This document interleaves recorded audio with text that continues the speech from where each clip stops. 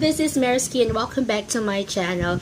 So, in today's video, I created a drunk blush makeup with faux freckles or fake freckles. So, this is in collaboration with Tiffany B. She actually is very sweet. She messaged me. Sabi niya, ate, gusto mo bang mag-collab tayo? So, I'm still new to YouTube, so di ko talaga alam kung ano yung collab. So, collaboration, ganun. Tapos, so, minessage ko siya, sabi ko, instruct me how to do it, kasi nga, hindi ko alam kung paano. So, ganito pala, mag-video lang kayo, tapos you will just be promoting each other's channels. So, hopefully, sa mga subscribers ko at sa mga nagsusubaybay sa aking makeup tutorials, please do follow her and support her as well. We should support all Filipino YouTubers. And so yeah, if you want to know how I came up with this drunk blush and faux freckles look, you can continue with the video. Okay, so as you can see, naglagay na ako ng foundation, tsaka nagkilay ko at nag-eyeshadow na rin. Because I will be making drunk blush plus faux freckles. So, faux freckles, ibig sabihin parang fake freckles, ganun. I will try to do this. Lilipat na talaga ako ng lugar, pangabayot kasi. Ay, naku. Alam mo kasi maganda ang lighting dito, kaya andito ako sa kwarto ko. Kaso ayan eh, nag-iingay yung mga... as you can see, naglagay na ako ng foundation, tapos nagkilay, tapos nag-eyeshadow. Kasi yung gagawin ko ngayon is, gagawa ko ng drunk blush plus faux freckles. Ewan ko lang kung ganun ba pag-pronounce, but I tried to Google it, and parang rinig ko faux freckles, but I'm not sure how it is pronounced, but it's spelled F-A-U-X. So faux freckles meaning fake freckles. So this video nga pala is in collaboration with Tiffany B. Hi baby girl. So I will just link her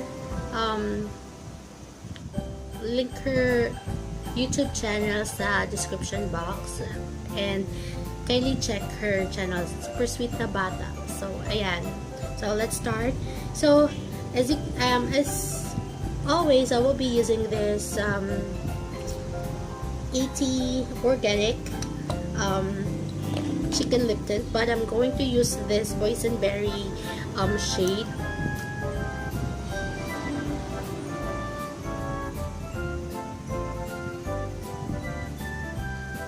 Hala,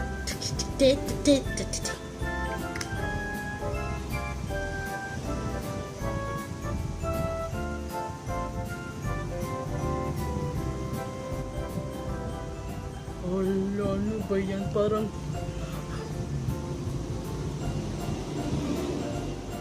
may hematoma ata ako. Spell hematoma. Parang may bunol. Word for the day, bunol. Ano yung bunol sa Tagalog? Pasa, ganun. But we will make this work. Wait lang kayo.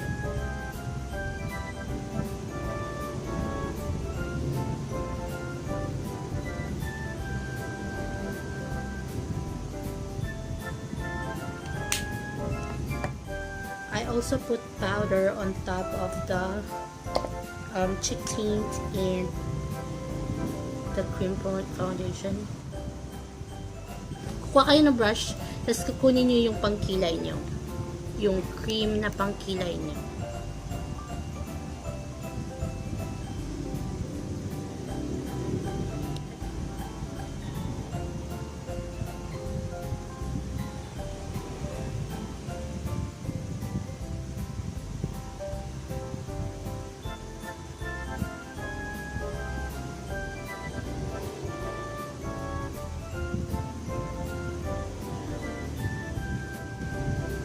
Yun!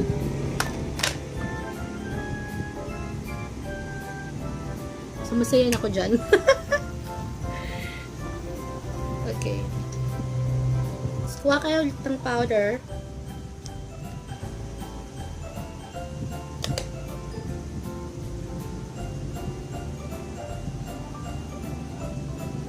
it off. Top it off. Ano yung top it off? Tapos, kaya kayo na gusto niyong shade ng lipstick, I just wanted to... I'm not sure what shade is this, but...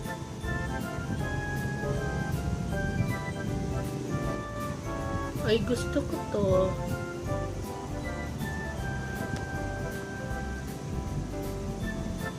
Kita niyo ba yung freckles, guys? Ayun.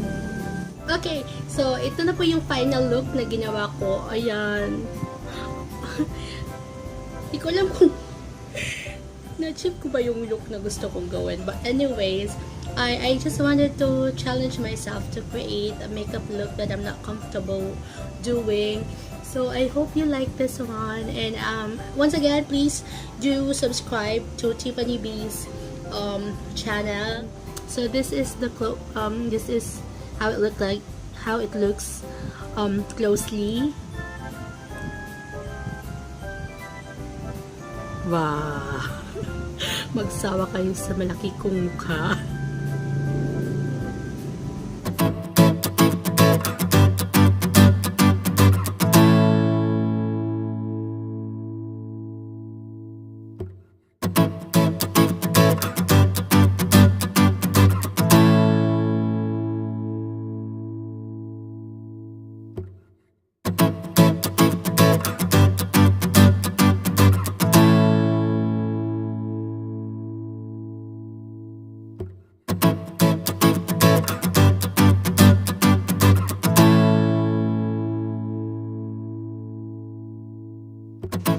Thanks for watching. Ciao!